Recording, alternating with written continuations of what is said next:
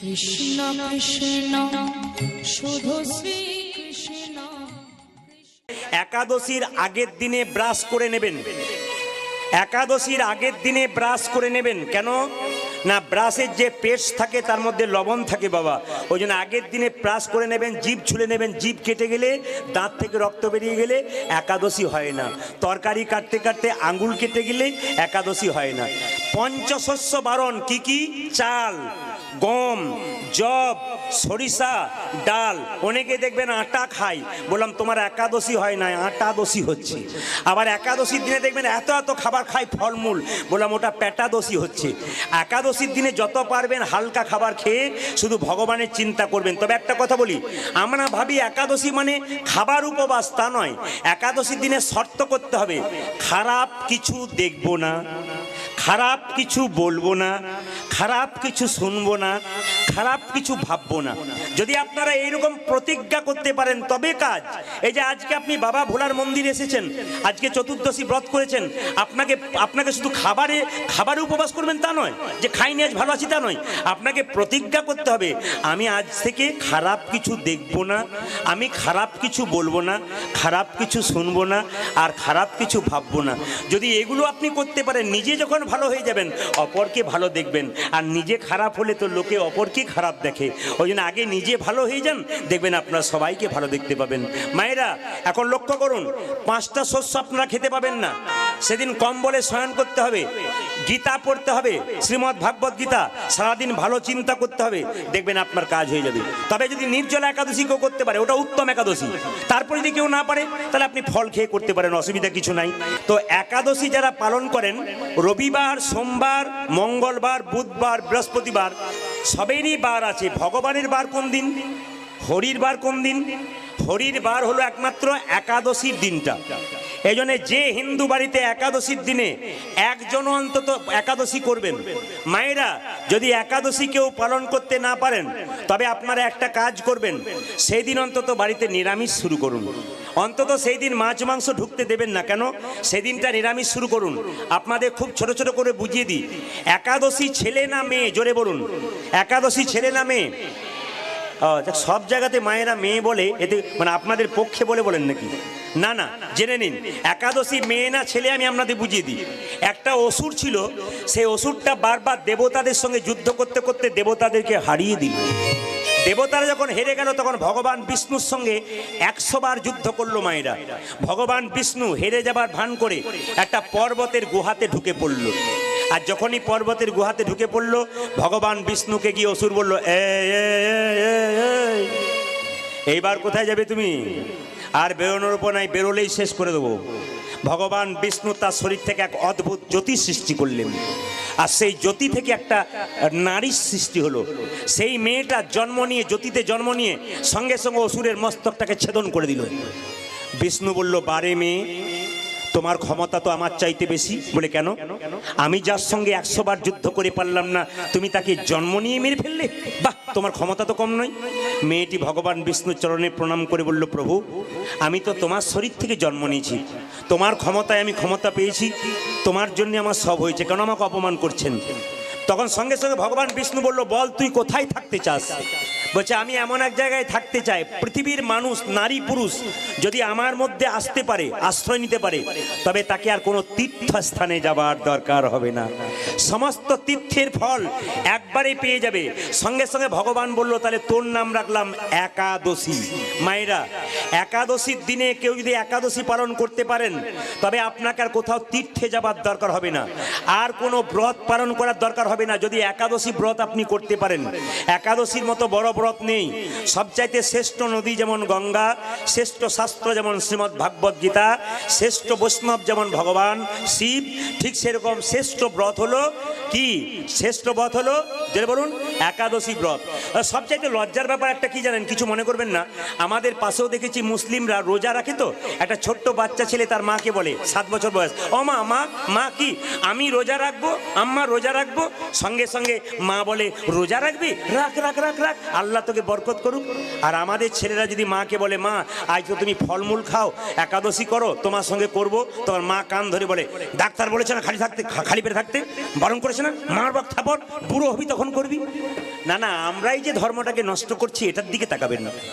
হিন্দু সনাতন ধর্মকে বাঁচান, মহাপ্রভুর দেওয়া বাণীকে বাঁচান, মহাপ্রভুকে ভক্তি করুন। মহাপ্রভুর ভক্ত বৈষ্ণবগণ যারা আছেন তাদের চরণে প্রণাম দিন। মায়েরা, বৈষ্ণবের চরণে যত প্রণাম দেবেন তত দেখবেন আপনার অহংকার দূর হয়ে যাবে।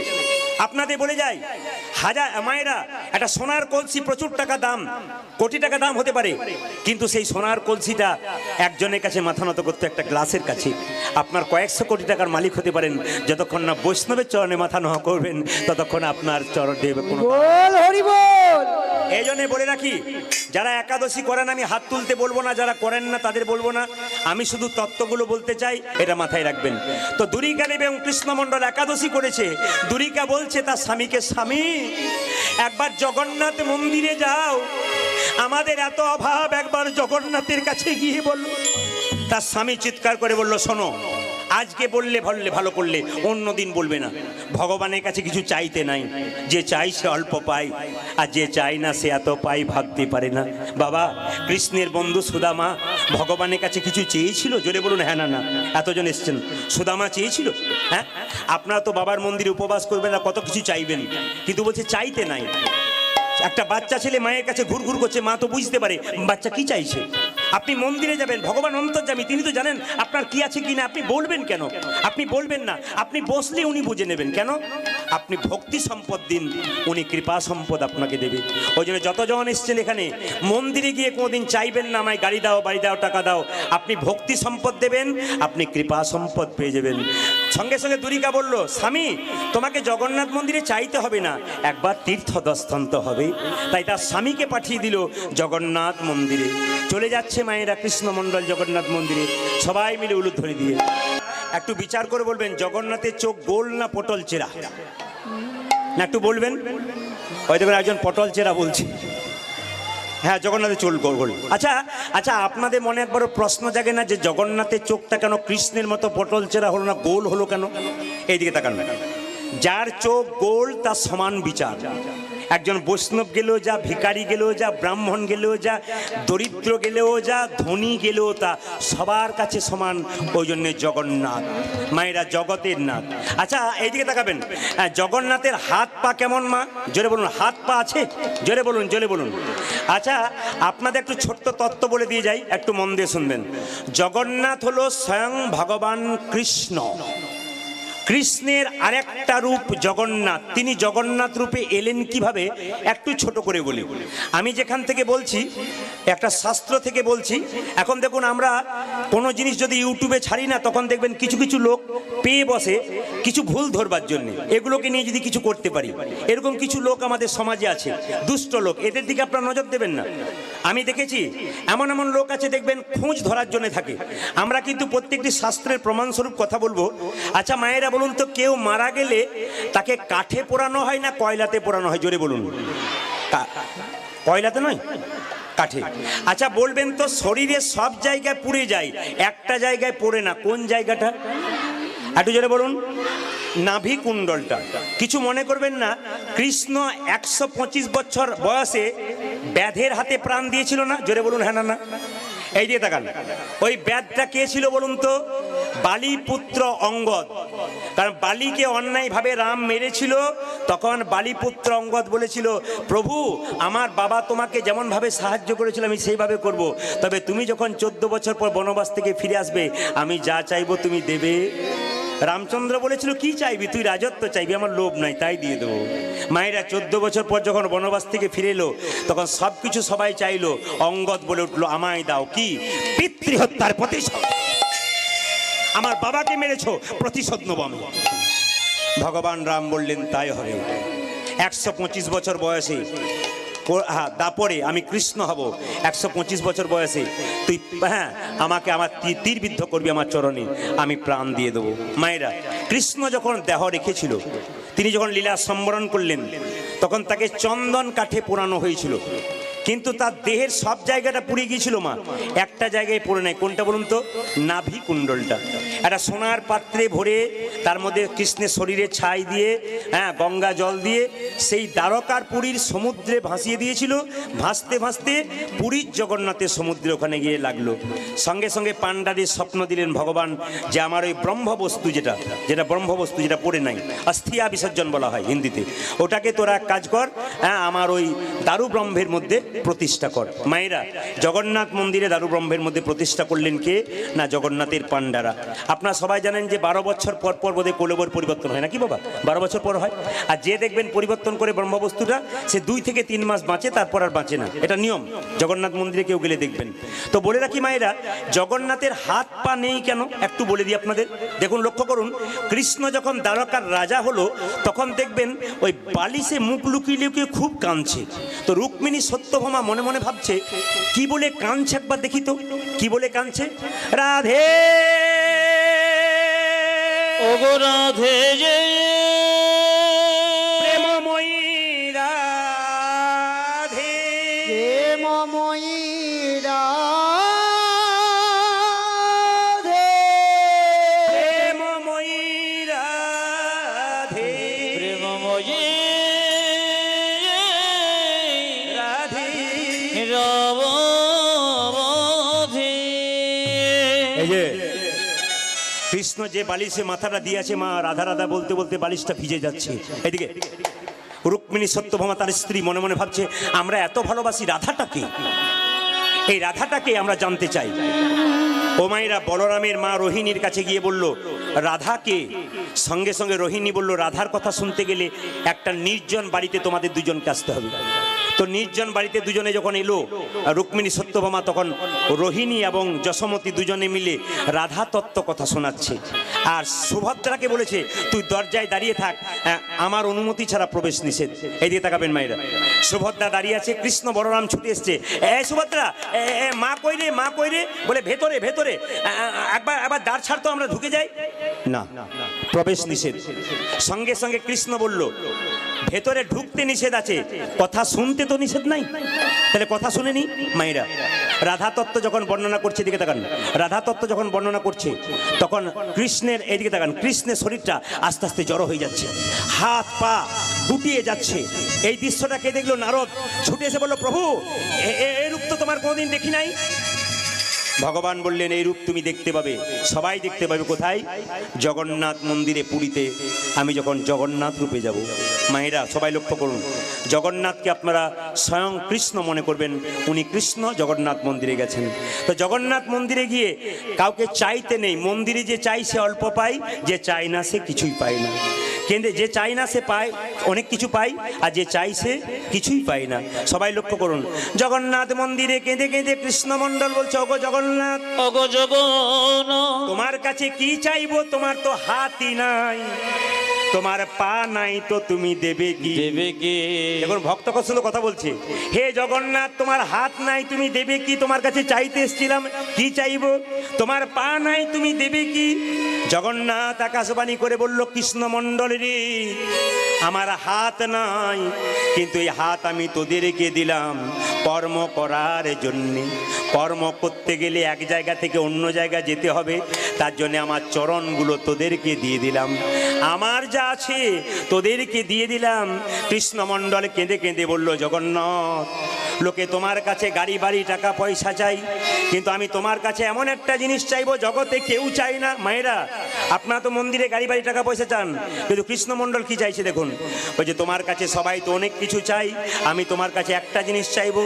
গাড়ি চাইবো না, বাড়ি চাইবো না, টাকা চাইবো না, পয়সা চাইবো না, দেবে যদি তবে আমায় একটা জিনিস দাও, আমায় একটা কৃষ্ণ ভক্ত সন্তান দাও। হে হরিব, ওগো জগন্নাথ, উলধ্বনি, উলধ্বনি মায়েরা।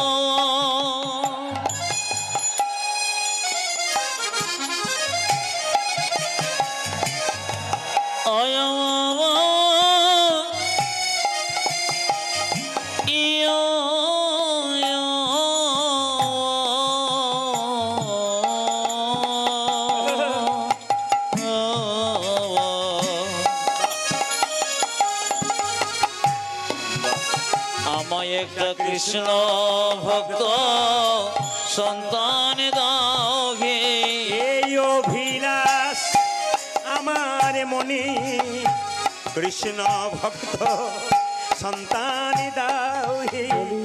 এই অভিলাষ আমার মনে, যেন প্রাণ ভরে নামে গাইতে পারি, এই অভিলাষ আমার মনে, যেন প্রাণ ভরে নামে গাইতে পারি, এই অভিলাষ আমার যেন মনে, আমি প্রাণ ভরে নামে গাইতে পারি। কৃষ্ণ ভক্ত সন্তান দাও হে। তবে আমি প্রদীপ পাল আজকে ঘটের চক শিবালয় মন্দিরে বাবার কাছে একটা জিনিস প্রার্থনা করব, যারা কীর্তন শুনতিলেন আপনাদের জন্য আমি গাড়ি বাড়ি টাকা পয়সা প্রার্থনা করব না। আমি শুধু বাবার কাছে প্রার্থনা করব, প্রভুর কাছে প্রার্থনা করব, বৈষ্ণবের কাছে প্রার্থনা করব, যেন প্রত্যেকটা হিন্দুর বাড়িতে একটা করে কৃষ্ণ ভক্ত সন্তান জন্ম নেয়। যতগুলো বাবা এসছেন আমি আপনাদের কাছে নিবেদন রইল, যারা বাবা হয়েছেন তারা তো চান আমার ছেলে ভালো হোক, সব বাবাই কিন্তু চায়, কোনো মা চায় না তার ছেলে খারাপ হোক। একজন মা গর্ব করে বলতে পারে আমি কৃষ্ণ ভক্ত সন্তানের মা। ও মায়েরা, বিদ্যাসাগরের মা সাগরের মা ছিল, খালের মা নয়, বিলের মা। কেন বলুন তো? সাগরের মা কেন? মনটা যে সাগরের মতো ছিল গো, এই জন্য সাগরের মা হয়েছিল। বিদ্যাসাগর তার মায়ের জন্য একটা শাল এনেছিল, মা শালটা গায়ে নেবে না, নিয়ে নাও, ঠান্ডায় কষ্ট পাচ্ছ। মা কি করেছিল? শালটা গায়ে নেয় নাই। কি করেছিল মা? সেই শালটা বাক্সের ভেতরে ঢুকিয়ে রেখেছিল। সেদিন বিদ্যাসাগর জিজ্ঞেস করেছিল, মা তুমি শালটা গায়ে নিলে না কেন? সঙ্গে সঙ্গে মা বলেছিল, খোকা পাড়া প্রতিবেশীর কত মা ঠান্ডায় থরথর করে কাঁপছে, যেদিন তুই ওদের জন্য চাদর আনতে পারবি সেই দিন আমি শালটা গায়ে নেবো বাবা। আপনাদের কাছে নিবেদন রইল মায়েরা, এত বড় মনির মা না হলে কখনো কি এত সুন্দর বাচ্চা হয়? আমি আপনাদের জন্য বলি নাই, আমাদের ওইখানের জন্য বলছি। এইদিকে তাকাবেন, একটা ছেলেকে তার মা টিফিন বাক্সে খাবার দিচ্ছে, আর কি বলছে দেখুন, নিজে খাবি কাউকে দিবি না। ছেলে বলছে, মা একটা ছেলে তার মা রান্না করে দিতে পারে না, তাকে একটু করে দি। খবরদার, আমি খেটে খেটে মরবার, তুই লোককে দিবি? আমার কান মুলে কথা দে, নিজে খাবি কাউকে দিবি না। ছেলে বলল, নিজে খাবো কাউকে দেবো না, নিজে খাবো কাউকে দেবো না।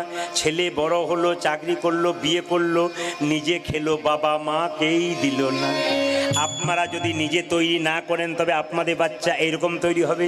সবাই লক্ষ্য করুন মায়েরা, আমি আপনাদের প্রার্থনা করব প্রত্যেকটি বাড়িতে কৃষ্ণ ভক্ত সন্তান জন্ম হোক। প্রশ্ন করবেন, প্রদীপ বাবু গাড়ি বাড়ি চাইলেন না, কৃষ্ণ ভক্ত সন্তান চাইলেন কেন? আসলে আমি তত্ত্বের দ্বারা বুঝাই। একবার নিমাইকে সচিমাতা জিজ্ঞেস করেছিল, বাবা তোর বাবার পিণ্ডটা দিয়ে আয়। নিমাই প্রশ্ন করেছিল, মা পিণ্ড দিলে কি হয়? বলছে, পিণ্ড দিলে 7 বংশোদ্ধার হয়। সঙ্গে সঙ্গে নিমাই বলেছিল, মা গো তুমি তো জানো পিণ্ড দিলে 7 বংশোদ্ধার হয়, কিন্তু কোনো বংশে একজন কৃষ্ণ ভক্ত সন্তান জন্ম নিলে তার 7 বংশ নয়, তার 14 বংশোদ্ধার হয়ে যায়। ওই জন্য আমি আপনাদের জন্য প্রার্থনা করে বললাম, আজকে শিব চতুর্দশীর দিনে আপনারা যতজন ভক্ত এখানে এসছেন, যারা আসতে পারেন নাই, সবার হিন্দুর বাড়িতে একটা করে কৃষ্ণ ভক্ত নিতাই গৌর হরি বল সন্তানের জন্ম হোক। ও মায়েরা, জগন্নাথ এই যে কেটে গেছে জয় নিতাই, জগন্নাথ মন্দিরে আপনারা প্রণাম করেন তো সবাই লক্ষ্য করুন, প্রণামটা করার পর চিৎকার করে গাইতে গাইতে চলে আসছে কে? কৃষ্ণমণ্ডল তীর্থস্থান থেকে নিজের বাড়ির দিকে। আর গাইছে, কি গাইছে? যশোদার দুলাল তুমি যশোদার দোলাল, তুমি বজের রাখা। ব্রজের রাখো মাইরা উলুধ্বনি, যশোদার দুলাল। বাবা খুব সুন্দর আসর আপনাদের। আমি দক্ষিণ চস্কোনা আসতে, আমি এখন আপাতত আপনাদের দক্ষিণে আমি 11 দিন থাকবো। কাল আমার বারুইপুরে গান আছে, পরশু আবার আমার গান আছে আপনার একবারে সোজা গিয়ে ওই দক্ষিণ বারাসাত, ওখান থেকে চলে যাবো একবার ডায়মন্ড হারবার, ওখান থেকে সুন্দরবন, পর এইদিকে 11 দিন এখন আছি আমি। আপনাদের কাছে একটু নিবেদন রইল, সবাই মিলে গাইতে গাইতে যাচ্ছে কে? সবচাইতে আজকে প্রথম দিন আপনাদের আসরটি খুব সুন্দর, ভক্তরা খুব সুন্দর, সবাই মিলে। যশোদার দুলাল তুমি যশোদার দোলাল, তুমি বজের ব্রজের রাখো বৃন্দাবন মান হরি। তুমি যশোদার দোলাল, ব্রজের রাখো বৃন্দাবন মনোহারি। যশোদার দুলাল বজের রাখাল বৃন্দাবন মান হরি। ধ্বনি আর যশোদার দোলাল বজের রাখাল বৃন্দাবন মন হারি। যশোদার দুলাল বজের রাখাল বৃন্দাবন মান হরি। তুমি যশোদার দোলাল ব্রজের রাখাল বৃন্দাবন মনোহারি গোপীজন বল্লভ রাধিকা রমনা আর গোপীজন বল্লভ রাধিকার মন গোপীজন বল্লভ রাধিকা রমনা গোপীজন বল্লভ রাধিকা রমন চিত্তবিত্ত মনোহরি বৃন্দাবন মনোহারি উলধনি আর যশোদার দোলাল বজের রাখাল বৃন্দাবন মন আরে যশোদার দোলাল ব্রজের রাখাল বৃন্দাবন মনোহারি দুর্গা জয় জগন্নাথ জয় জগন্নাথ আজ জয় জগন্নাথ জয় জগন্নাথ জয় জগন্নাথ জয় জগন্নাথ জয় জগন্নাথ জয় জগন্নাথ জয় জগন্নাথ জয় জগন্নাথ জয় জগন্নাথ জয় জগন্নাথ জয় জগন্নাথ জয় জগন্নাথ জয় জগন্নাথ জয় জগন্নাথ যারা উলু দিতে পারবেন না তালি দেবেন অন্তত, কেন জগন্নাথ মহাপ্রভু বলেছেন যারা কীর্তন গান গাইতে পারে না, না পারুক, গলা না থাক, যদি তালি দিতে পারে না তবে কাজ হয়ে যায়। সবাই মিলে জয় জগন্নাথ জয় জগন্নাথ আজ জয় জগন্নাথ জয় জগন্নাথ জয় জগন্নাথ জয় জগন্নাথ জয় জগন্নাথ জয় জগন্নাথ জয় জগন্নাথ জয় জগন্নাথ জয় জগন্নাথ জয় জগন্নাথ জয় জগন্নাথ জয় জগন্নাথ জয় জগন্নাথ জয় জগন্নাথ জগন্নাথ স্বামী জগন্নাথ স্বামী নয়ন পথগামী জগন্নাথ স্বামী ভব তুমি জয় জগন্নাথ জয় জগন্নাথ জয় জগন্নাথ জয় জগন্নাথ জয় জগন্নাথ জয় জয় জগন্নাথ জয় জগন্নাথ জয় জগন্নাথ জয় জগন্নাথ জয় জগন্নাথ জয় জগন্নাথ জগন্নাথ দেব কি জয়। আচ্ছা